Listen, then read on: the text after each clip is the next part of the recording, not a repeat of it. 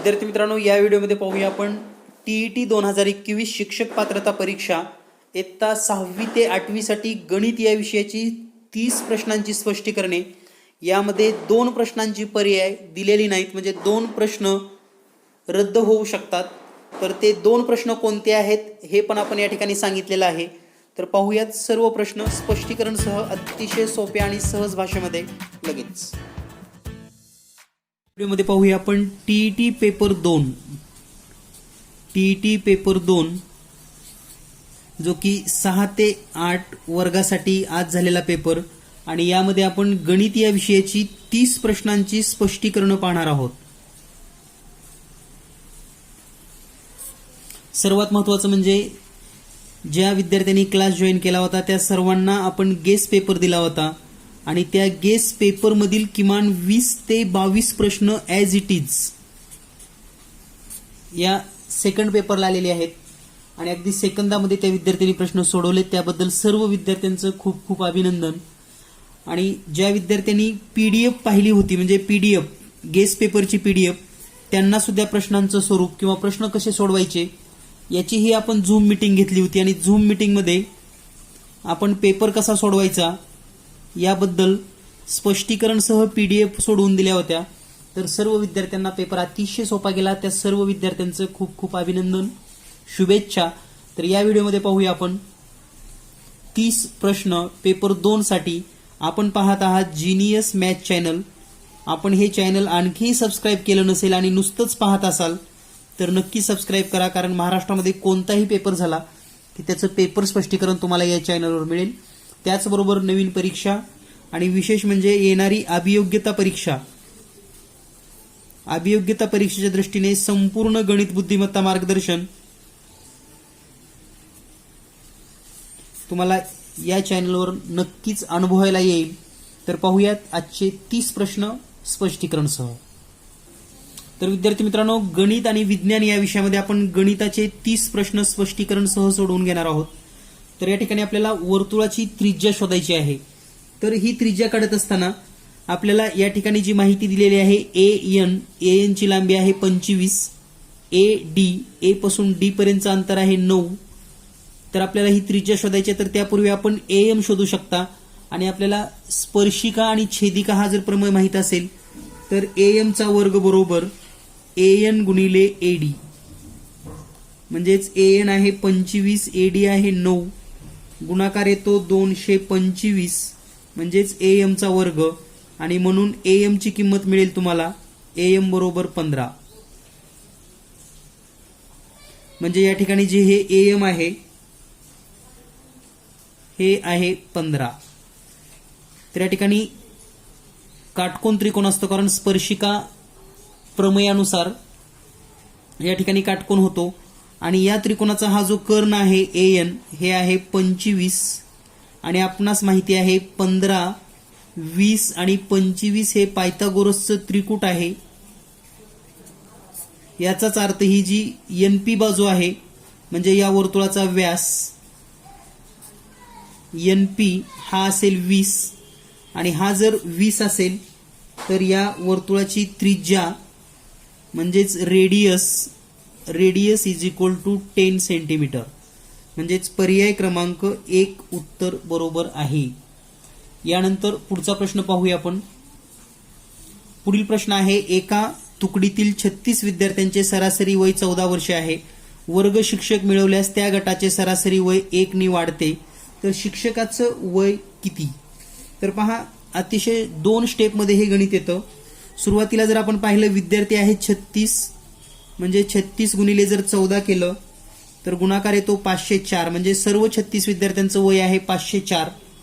त्यामध्ये एक शिक्षक जर ऍड केला तर म्हणजे 37, आणि सरासरी वाढते 15 तर हा गुणाकार जर केला तर तो येतो 555, आणि 504 मधून जर 555 मधून 504 जर वजा केलं हे मुलांचं, तर हा डिफरन्स येतो 51 इयर. म्हणजे शिक्षकाचं वय असेल 51 वर्ष, पर्याय क्रमांक 4. यानंतर पुढचा प्रश्न, जर वस्तूची विक्री किंमत दुप्पट केली तर नफा तिप्पट झाल्यास शेकडा नफा किती होईल? तर हा प्रश्न थोडा संदिग्ध वाटतोय. तरीही पहा, खरेदी किंमत म्हणजे कॉस्ट प्राइस जर 100 रुपये असेल आणि त्याची सेलिंग प्राइस 200 आहे पाहूया असं समजूयात. तर आता या 200ची जर सेलिंग प्राइस आपण दुप्पट केली तर ती होईल 400. म्हणजे सेलिंग प्राइस 400 म्हणजे नफा तिप्पट. आधी 100 रुपयाची वस्तू आता 400ला विकल्यामुळे नफा 3 पट झाला.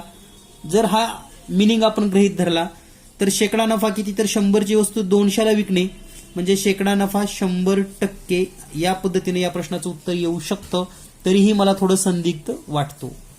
यानंतर पुढचा प्रश्न आहे, सायलीला फेब्रुवारी 2014ची 18,200 रुपये मजुरी मिळाली, तर 14,950 रुपये मिळण्यासाठी किती दिवस आणखी काम करावं लागेल. तर पहा, 18,200 रुपयाला जर आपण फेब्रुवारीच्या 28 दिवसानं भागलं, कारण हे सर्वसामान्य वर्ष आहे, तर प्रत्येक दिवसाची मजुरी म्हणजे एका दिवसाची जर मजुरी पाहिली आपण तर ही मजुरी येते 650 रुपये. आता पर डे 650 रुपये आपल्याला पाहिजे 14,950, तर 650 न याला भाग देऊयात आणि हा भागाकार केल्यानंतर उत्तर येतं 23 डेज, म्हणजे ऑप्शन नंबर 3. यानंतर पुढचा प्रश्न आहे, एका धातूचा भरीव लंबचित्तीचा पाया काटकोन त्रिकोण असून त्याचा कर्ण 61 व एक बाजू 11 सेमी आहे. 45 सेमी उंची असणाऱ्या लंबचित्तीला वितळवून 10 सेमी व्यास व 21 सेमी उंची असणाऱ्या वृत्तचित्त्या तयार केल्या तर किती वृत्तचित्त्या तयार होतील. तर हा प्रश्न तसा खूप सोपा किंवा खूप अवघड आहे असं काहीच नाही. जर तुम्हाला याचे कन्सेप्ट क्लिअर असतील तर हा प्रश्न तुम्ही एका ओळीमध्ये सोडवू शकता आणि तो कसा सोडवायचा हे या ठिकाणी समजून घेऊयात. तर त्रिकोण चित्तीचा जर विचार केला तर त्रिकोण चित्ती या आकाराची असते अशी, आणि ही काटकोण आहे असं सांगितलेलंच आहे त्याने ऑलरेडी.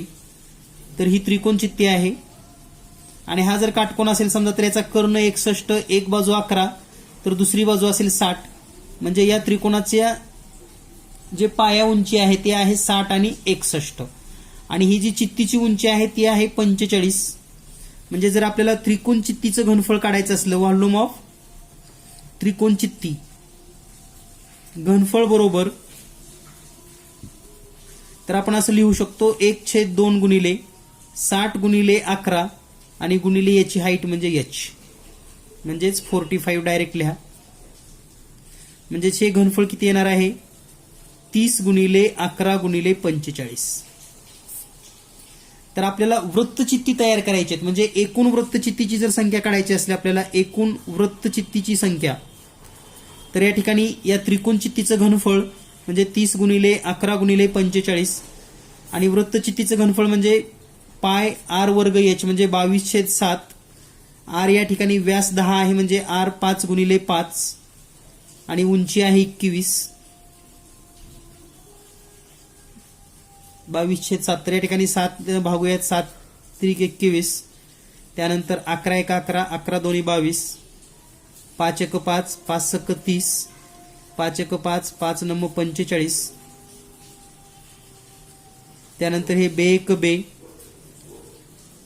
बे त्रिक 6, पुन्हा हे 3 1 3, 3 1 3 आणि हा सगळा भाग झाल्यानंतर तुम्हाला या ठिकाणी फक्त हे 9 शिल्लक राहील. म्हणजे वृत्तचित्तीची संख्या किती असेल 9. ऑप्शन नंबर 2, पर्याय क्रमांक 2 उत्तर बरोबर असेल. यानंतर आपण पुढील प्रश्न पाहूया. पुढील प्रश्न आहे 6x वर्ग मायनस xy 2xy वजा y वर्ग बरोबर 6 तर x/y किती. तर या ठिकाणी थोड्या स्टेप्स मांडणी करावी लागतील आपल्याला. म्हणजे हे 6x वर्ग वजा xy छेदामध्ये 2xy वजा y वर्ग इज इक्वल टू 6/1. तर आता हे सोडवत असताना कोणत्या पद्धतीचा आपल्याला वापर करायचा आहे किंवा कोणती पद्धत आपण या ठिकाणी वापरणार आहोत हे जर पाहिलं तर एक गोष्ट लक्षात येईल. पहा, या ठिकाणी आपण कॉमन घेऊयात x, कंसात राहील 6x वजा y, छेदामध्ये पण कॉमन y घेऊयात, कंसात राहील 2x वजा y बरोबर 6/1. त्यानंतर या ठिकाणी पुढच्या स्टेप सोडवत असताना हे y इकडे मल्टिपल मध्ये आणि हे इकडे घेऊयात.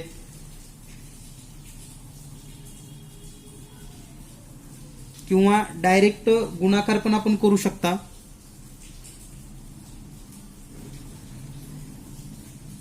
तर पहा, हे जर इकडे घेतलं आपण,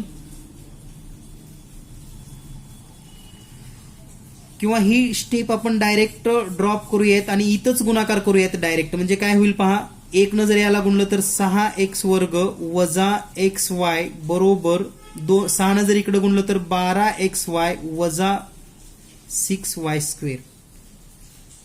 म्हणजेच या ठिकाणी पुढची स्टेप काय होईल पहा, हे 12xy इकडे घेऊया म्हणजे 6x वर्ग मायनस हे मायनस xy आणि हे 12xy म्हणजे minus 13xy plus 6y square is equal to 0. त्यानंतर आता 6 36 म्हणजे 36 गुणाकार आणि बेरीज वजा 13 म्हणजे 6x वर्ग वजा 9xy वजा 4xy plus 6y square is equal to 0. त्यानंतर यातून आपण कॉमन फॅक्टर फाइंड आउट करूयात. त्या ठिकाणी कॉमन येईल 3x कंसामध्ये 2x वजा 3y. या ठिकाणी कॉमन येईल 2y कंसामध्ये 2x वजा 3y बरोबर 0. म्हणजे या ठिकाणी 2 आपल्याला फॅक्टर्स मिळतील. एक म्हणजे 2x वजा 3y आणि दुसरा 3x वजा 2y बरोबर 0. तर या ठिकाणी आपण कोणताही एक जर फॅक्टर घेतला इज इक्वल टू 0 करून, समजा आपण हा पहिला फॅक्टर घेतला 2x वजा 3y बरोबर 0 और 3x वजा 2y बरोबर 0. तर या ठिकाणी आपण असं लिहू शकतो 2x बरोबर 3y म्हणजेच x/y बरोबर 3/2 म्हणजेच 3/2. जर आपण पर्यायामध्ये पाहिलं तर ऑलरेडी आपल्याकडे एक पर्याय उपलब्ध आहे, त्यामुळे या ठिकाणी पहिला जो पर्याय आहे 3/2 हे उत्तर बरोबर आहे. Option number first. म्हणजे पहा, सोप्या सोप्या स्टेप्स आहेत. पुन्हा एकदा पाहू शकता तुम्ही, डायरेक्ट म्हणजे क्रॉस मल्टिफिकेशन केलेलं आहे, फॅक्टर्स तयार केलेले आहेत आणि पुढे त्याचाच वापर करून आपण हा प्रश्न सोडवून घेतलेला आहे. यानंतर पाहूया पुढील प्रश्न. यानंतर पुढे आहे आलेख आणि या आलेखावर आपल्याला 97, 98 आणि 99 हे 3 प्रश्न सोडवायचे आहेत. या ठिकाणी जो डार्क भाग आहे तो आहे भात आणि जो व्हाईट मध्ये दिलाय तो म्हणजे गहू. तर थोडं जर निरीक्षण केलं, या ठिकाणी 2012, 2013, 2014 आणि 2015 ची माहिती दिली आहे. तर कोणत्या वर्षी भाताच्या उत्पन्नाचे शेकडा प्रमाण सर्वात जास्त आहे? तर भात म्हणजे हा ब्लॅक स्पेस. तर शेकडा उत्पन्न कोणत्या वर्षी जास्त आहे? तर या ठिकाणी जर पहिलं 2012चं पाहिलं तर एकूण आहे हाईट या ठिकाणी उत्पन्नाची 65 आणि 65 पैकी 35. म्हणजे हा प्रश्न सोडवण्यासाठी आपल्याला प्रत्येक वर्षाचं उत्पन्न आधी फाइंड आउट करावं लागणार आहे. म्हणजे उत्पन्न फाइंड आउट झालं तर आपण त्याचं प्रमाण काढू शकतो. तर या ठिकाणी पहा, आपण सोडवून घेऊयात. म्हणजे 2012चा जर विचार केला तर या ठिकाणी पहा 65 पैकी 35 म्हणजे 65 पैकी 35 गुणिले जर 100 केलं आणि हे कॅल्क्युलेशन केलं तर उत्तर येतं 53.84%. त्यानंतर 2014चा विचार करूयात. 2014ला काय झालेलं आहे? एकूण उत्पन्न आहे 70 आणि 70 पैकी 40 म्हणजे आपण असं लिहू शकतो 70 पैकी 40 भात आहे गुणिले 100 शेकडा काढण्यासाठी. तर हे कॅल्क्युलेशन येतं 57.14%. त्यानंतर 13चा आहे. 2014चा जर विचार केला तर एकूण आहे 65 आणि 65 पैकी 30 म्हणजे या ठिकाणी हे 30 65 पैकी गुणिले 100 तर याचं प्रमाण येतं 46.15%. त्यानंतर 2015चा विचार करूया आपण. 2015 मध्ये काय होतं? तर एकूण जर उत्पन्न पाहिलं तर हे आहे 85 आहे, त्यापैकी हे 45 म्हणजे पर्सेंटेज जर काढला आपण 85 पैकी 45 गुणिले 100 तर हे पर्सेंटेज येतं 52.94. तर सर्वात जास्त आहे 57.14 2013 मध्ये आणि म्हणून या प्रश्नाचं उत्तर आहे पर्याय क्रमांक 2 2013. यानंतर पुढचा प्रश्न आहे गव्हाचे सरासरी उत्पादन किती क्विंटल झाले? आता या ठिकाणी जर आपण आलेख पाहिला तर हे टोटल 65 आहे, त्यापैकी हे 30 म्हणजे हे वरचं जे राहिलेलं आहे ते किती आहे? हे 35 भात आहे म्हणजे वरचं गहू म्हणजे हे गहू 30. या ठिकाणी जर गहू पाहिलं तर 70 पैकी 40 भात आहे म्हणजे हे वरचं 30 गहू आहे. 2014चा विचार केला तर 65 पैकी 30 म्हणजे हे 35 आणि 2015ला 85 पैकी 45 म्हणजे हे 40. तर या सर्व गव्हांची जर बेरीज केली 30, 30, 40, 100 आणि हे 35 म्हणजे 135 होईल. भागिले 4 करा आणि 4 ने भागल्यानंतर उत्तर येईल 33.75 सरासरी. म्हणजे या ठिकाणी पर्याय क्रमांक 3 उत्तर बरोबर आहे. यानंतर पुढचा प्रश्न, गव्हाचे शेकडा उत्पादन किती आहे? आता शेकडा उत्पादन कसं काढायचं पहा. तर आपल्याला एकूण गहू माहिती आहे. एकूण गहू किती आहे? 135 kg. या ठिकाणी आपण आताच बेरीज केली आहे. आता हे शेकडा उत्पन्न काढण्यासाठी एकूण उत्पादन काढावं लागेल. म्हणजे याचं उत्पादन किती आहे? एकूण 65. याचं किती आहे? 70. या वर्षीचं उत्पन्न किती आहे? एकूण 65. या वर्षीचं किती आहे? 85.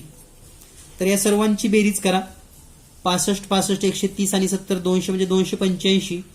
म्हणजेच 285 पैकी 135 गुणिले जर 100 केलं तर तुम्हाला या ठिकाणी शेकडा मिळेल आणि हा शेकडा येईल 47.37. म्हणजेच पर्याय क्रमांक 1. या पद्धतीने तुम्ही हे आलेखाचे प्रश्न सोडवू शकता. यानंतर पाहूया आपण पुढील प्रश्न. पुढचा जो प्रश्न आहे तो म्हणजे खालीलपैकी कोणती मूळ संख्या नाही. म्हणजे सर्व मूळ संख्या आहेत पण एक मूळ संख्या नाही.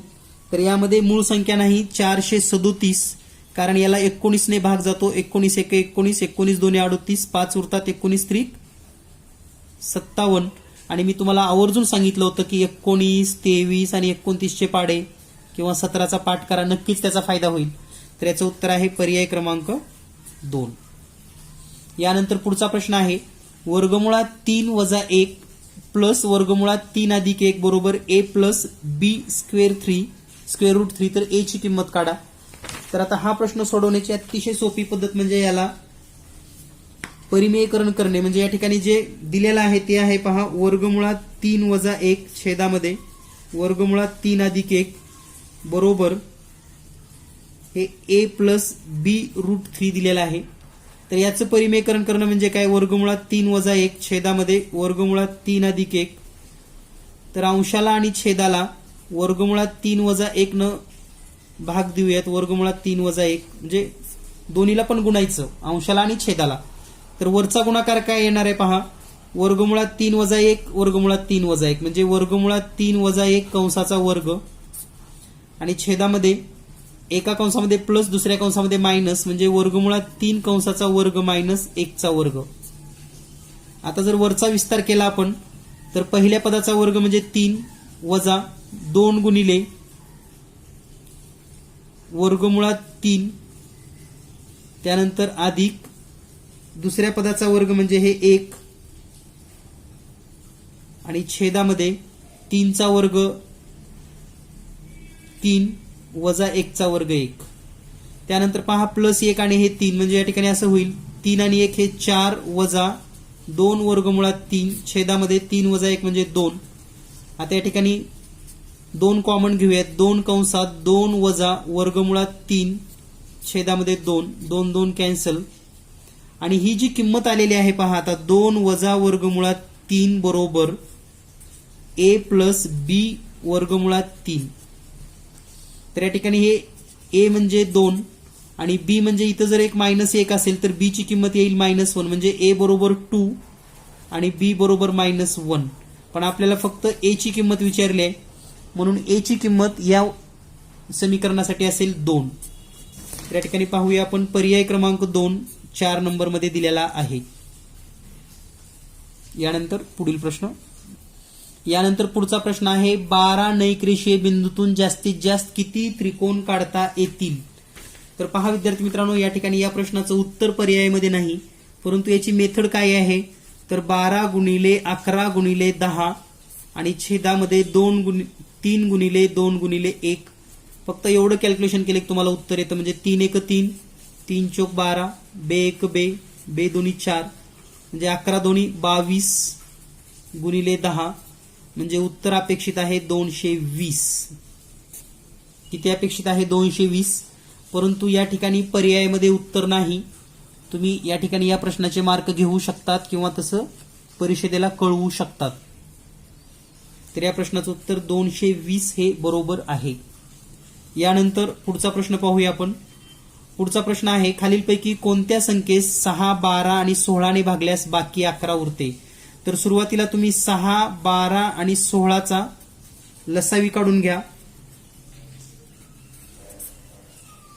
तर पहा, हा जर लसावी तुम्ही काढून घेतलात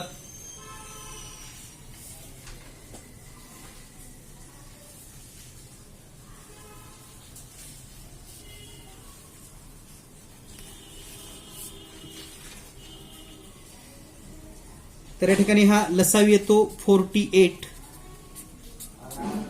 आता प्रत्येकाला भागत बसण्यापेक्षा काय करा, पर्यायामध्ये 1235 दिले ना, यामधून 11 वजा करा, म्हणजे हे येईल 1224. याला 48 न भाग जातो का चेक करा. आणि जेव्हा तुम्ही असे सर्व पर्याय चेक कराल, पर्याय 1, पर्याय 2 मध्ये पण 1991 वजा 11 करा, म्हणजे 1180 भागिले 48 होतं का चेक करा. तर हा भाग जाणार नाही, हा भाग जाणार नाही. तर भाग कुठं जाईल मग? तर 1163 जो तिसरा पर्याय आहे तुमचा, यामधून जर 11 वजा केले तर हे येईल 1152. आणि याला तुम्ही 48 न भाग देऊ शकतात. आणि हा भाग येतो 24. म्हणजे ती संख्या आहे प्रत्येक वेळेस बाकी 11 उरणारी, पर्याय क्रमांक 3. पर्यायाचा वापर करून तुम्ही सोडवू शकतात. यानंतर पुढचा प्रश्न आहे, पाण्याच्या टाकीचा 3/4 भाग पाणी भरले आहे. त्यातून 51 लिटर पाणी काढल्यास टाकीत 1/4 भाग शिल्लक राहतो. तर टाकीच्या अर्ध्या भागात किती लिटर पाणी मावेल? तर पहा, टाकीचा 3/4 भाग भरला आहे, त्यामधून 51 लिटर जर वजा केलं तर उत्तर किती येतं? 1/9. ठीक आहे, आपण सोपं होण्यासाठी काय करूया, हे मायनस इकडे घेऊयात आणि 1/9 इकडे घेऊयात. म्हणजे 3/10 वजा 1/9 बरोबर हे 51 लिटर आपल्याला माहिती आहे पाणी शिल्लक राहिलं. ठीक आहे, आता हे जर आपण कॅल्क्युलेशन केलं तर 9 त्रिक 27 वजा 1 म्हणजे 10 1 10, म्हणजे 27 वजा 10 छेदामध्ये 10 गुणिले 9 म्हणजे हे 90 बरोबर 51 लिटर. 27 मधून 10 गेले म्हणजे 17/90 बरोबर 51 लिटर. म्हणजे टाकीचा 17/90 भाग म्हणजे 51 असेल, तर त्या टाकीचा जर एक भाग असेल किंवा टाकीची क्षमता x असेल तर हा भाग होतो 17/90. तर x ची किंमत किती हे जर सोडवायचं असेल तुम्हाला, तर आपण प्रश्नचिन्हाची किंमत काढत असताना जसं 13 वापरतात त्या पद्धतीनं 17x छेदामध्ये 90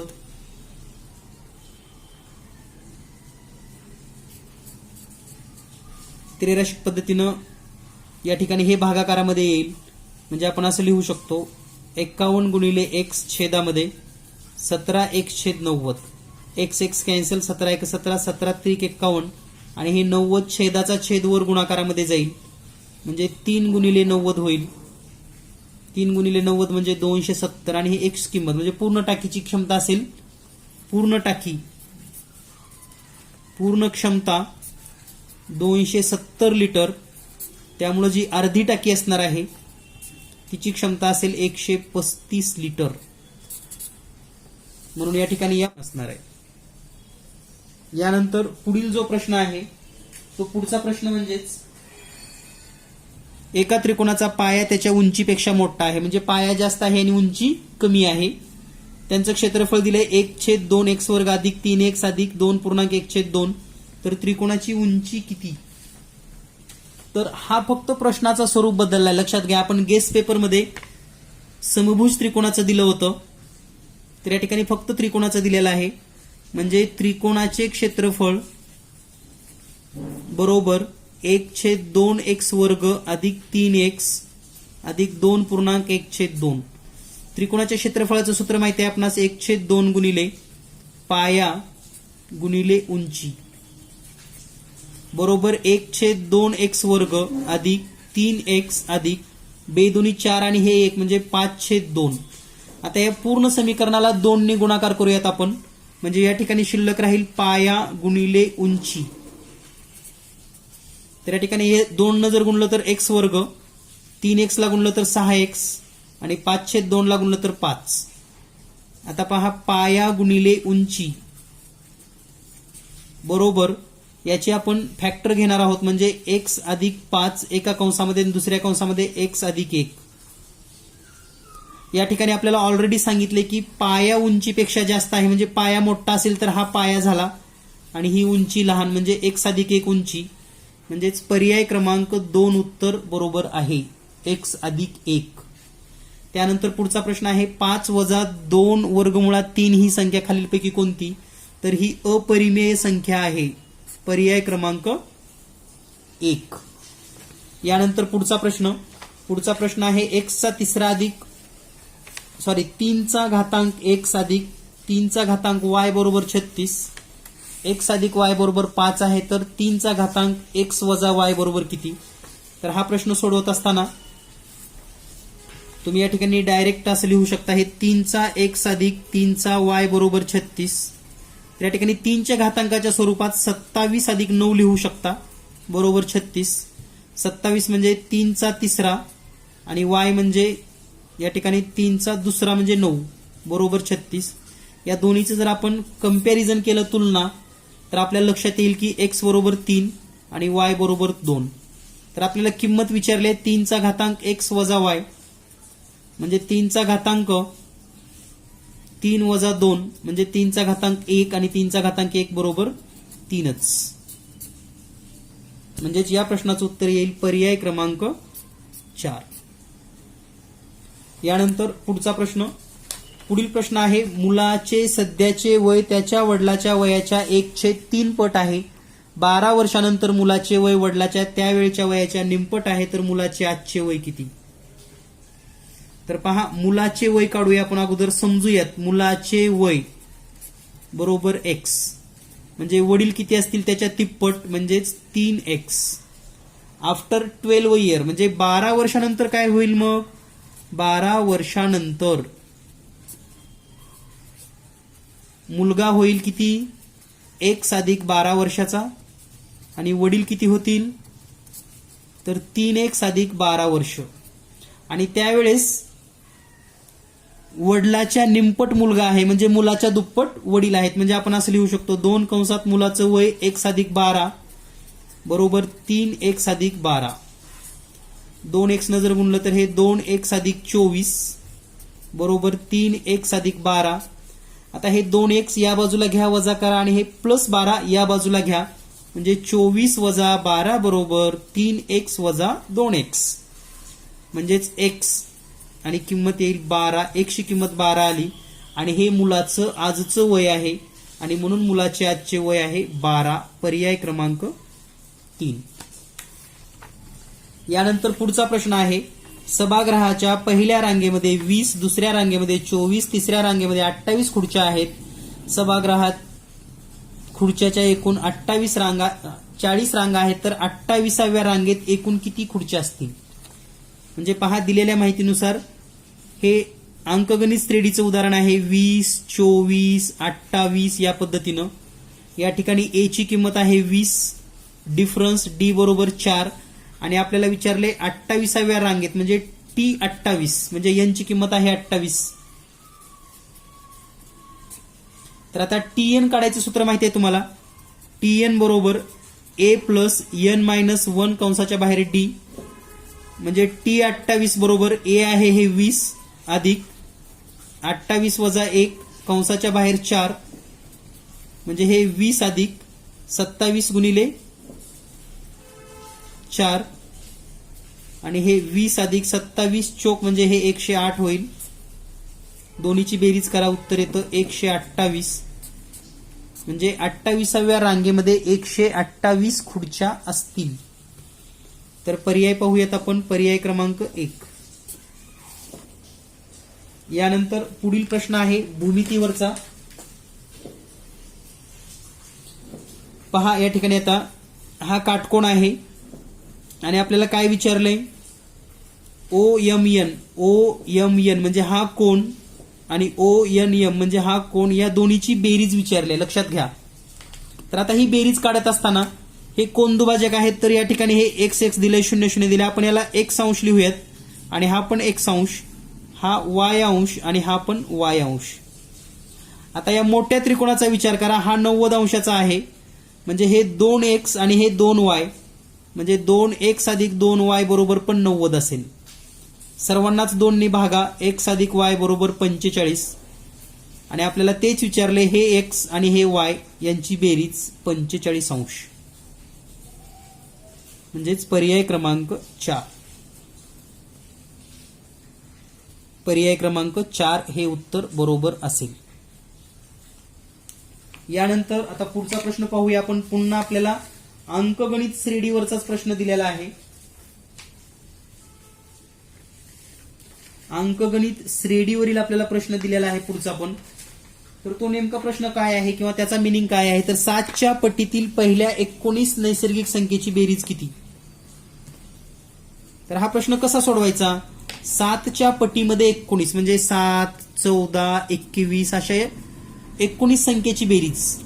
तर या ठिकाणी पण आपल्याला a बरोबर 7 घ्यावं लागेल, फरक d बरोबर 7 घ्यावं लागेल आणि आपल्याला s 19 शोधायचे म्हणजे 19 पदाची बेरीज म्हणजे n बरोबर 19.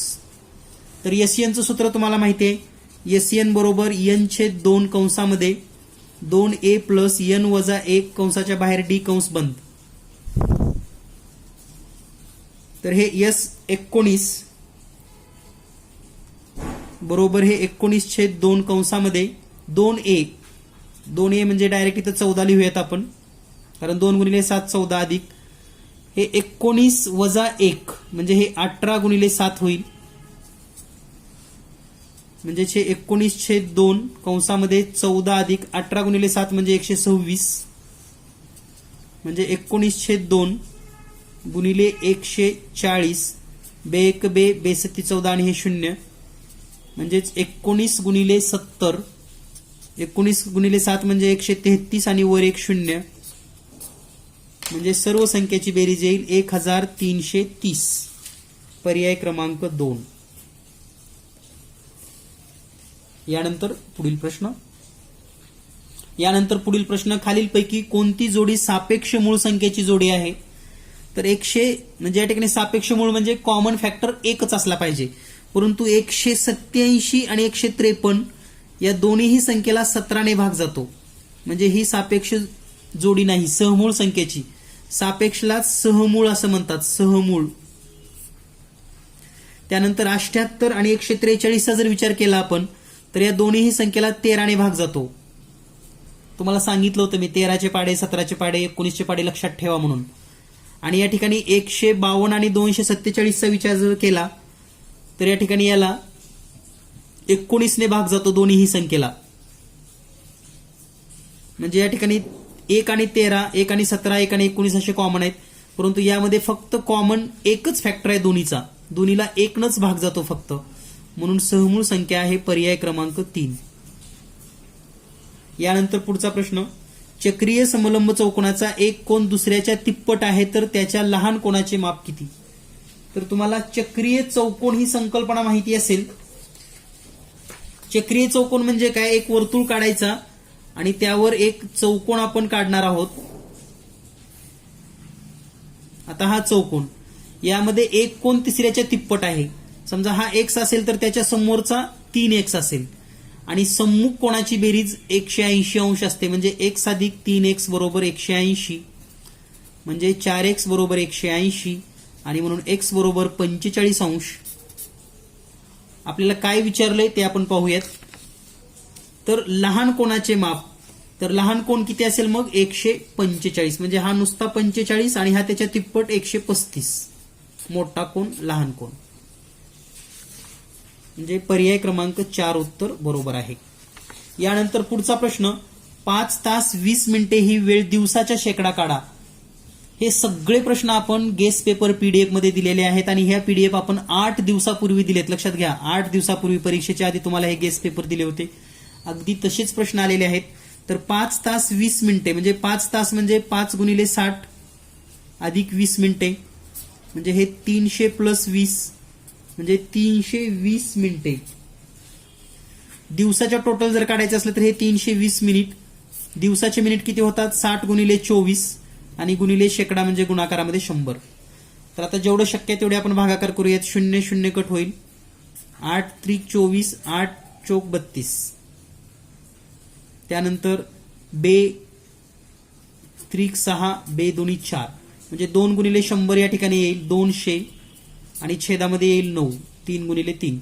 आता या ठिकाणी जर 9 न भागलं बे 90 म्हणजे 9 दुनी 18 2 उरतील 9 दुनी 18 2 उरेल म्हणजे 2/9% 22.2/9% म्हणजे पर्याय क्रमांक 2 हे उत्तर बरोबर आहे. यानंतर पुढचा प्रश्न आहे लहान मोठेपणा. तर या ठिकाणी हे यासारखी सुद्धा उदाहरणं आपण सोडवून घेतलेले आहेत. तर पहा x ची जर किंमत पाहिली आपण x बरोबर वर्गमुळात 3 y बरोबर घनमुळात 6 आणि z बरोबर चौथ्या मुळामध्ये 7. तर याला आपण असं लिहू शकतो हे दुसरं मूळ असतं म्हणून 3 चा घातांक 1/2 या ठिकाणी 6 चा घातांक 1/3 आणि या ठिकाणी 7 चा घातांक 1/4. आता या छेदाला आणि अंशाला या ठिकाणी छेदाला 6 न गुणूयात अंशाला पण 6 न गुणूयात. इथं छेदाला 4 अंशाला 4 इथं छेदाला 3 अंशाला 3 न गुणलं. सेपरेट आपण कॅल्क्युलेशन करतोय पहा. तर याचं काय उत्तर येईल तर हे येईल 3 चा घातांक 6/12 या ठिकाणी येईल 6 चा घातांक 4/12 आणि या ठिकाणी येईल 7 चा घातांक 3/12. तर प्रत्येकाचा छेद 12 12 12 आलेला हे लक्षात घ्या. आता आपण फक्त वरच्या घाताचा विचार करूयात. वरच्या घात म्हणजे 3 चा 6वा करावा लागणार आहे. या ठिकाणी 6 चा 4था करावा लागेल आणि या ठिकाणी 7 चा 3रा. तर हे जर कॅल्क्युलेशन आपण केलं 3 चा 6वा हा येतो 729 6 चा 4था 1296 आणि 7 चा 3रा म्हणजे 343. आता लहान मोठेपणाचा जर विचार तुमच्या मनामध्ये आला तर सर्वात मोठी संख्या कोणती आहे 1296. ही कशापेक्षा मोठी आहे 729 पेक्षा मोठी आहे आणि ही 343 पेक्षा मोठी आहे. तर आता हे म्हणजे काय तर y हे म्हणजे काय तर x आणि हे म्हणजे काय तर z. तर आपलं अपेक्षित उत्तर आहे या ठिकाणी y greater than x greater than z. परंतु हा पर्यायामध्ये उपलब्ध नाही. यावर सुद्धा आपण ऑब्जेक्शन घेऊ शकतात. म्हणजे याचं उत्तर आहे अपेक्षित y पेक्षा x पेक्षा y मोठा आणि x हा z पेक्षा मोठा. हे पर्यायामध्ये कुठंच नाही कारण पहा सर्वात मोठा y एवढा एकच पर्याय आहे आणि पुन्हा x z इथं y z x दिलेला आहे. म्हणजे याचंही उत्तर पर्यायात नाही. तर 2 प्रश्न आहेत लक्षात घ्या. 2 प्रश्नाची उत्तरं पर्यायामध्ये नाहीत. यानंतर पुढील प्रश्न. पुढचा प्रश्न आहे बाजूच्या आकृतीमध्ये एक चौरस दिलेला आहे. वर्तुळाची त्रिज्या दिलेली आहे 10. तर रेखांकित भागाचं क्षेत्रफळ काढायचं आहे. पहा दिलेल्या माहितीनुसार वर्तुळाची त्रिज्या 10 आहे. ती जर आपण वाढवून व्यास केला तर या चौरसाची बाजू किती होईल मग 20 आणि वर्तुळाची त्रिज्या रेडियस तर 10च आहे. छायांकित भागाचं जर तुम्हाला क्षेत्रफळ काढायचं असेल छायांकित भाग तर चौरसाचं क्षेत्रफळ म्हणजे 20 चा वर्ग वजा वर्तुळाचं क्षेत्रफळ म्हणजे 3.14 गुणिले r चा वर्ग म्हणजे 10 गुणिले 10 म्हणजेच 400 वजा 314 वजापैकी येईल 86 स्क्वेअर सेमी. पर्याय क्रमांक 4. किती सोपा आहे ना अगदी एका ओळीमध्ये उत्तर येतात. फक्त आपल्याला विचार त्या दृष्टीने करणं गरजेचं आहे आणि हे फक्त सरावानेच होऊ शकतं. म्हणजे या ठिकाणी आज दुपारपासून मी अनेक मेसेज वाचतोय तर अनेक ज्या विद्यार्थ्यांनी क्लास लावला होता त्यांचे खूप चांगले मार्क्स आलेले आहेत आणि सगळ्यांची एकच प्रतिक्रिया आहे क्लासवर ज्या पद्धतीने प्रश्न घेतले म्हणजे क्लासमध्ये जसे प्रश्न घेतलेली होती सराव घेतला होता क्लासमधील सराव जसाच्या तसा पेपरमध्ये आलेला आहे.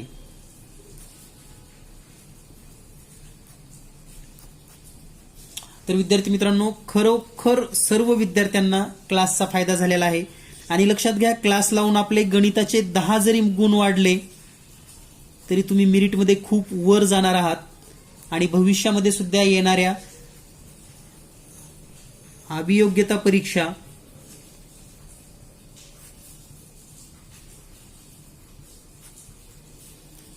यामध्ये गणित आणि बुद्धिमत्तेचा जर विचार केला, किमान गणित बुद्धिमत्ता तर 100 गुणासाठी किमान हे प्रश्न विचारले जातात. म्हणजे अगदी 200 पैकी 100 गुण तर गणित आणि बुद्धिमत्तेलाच आहेत.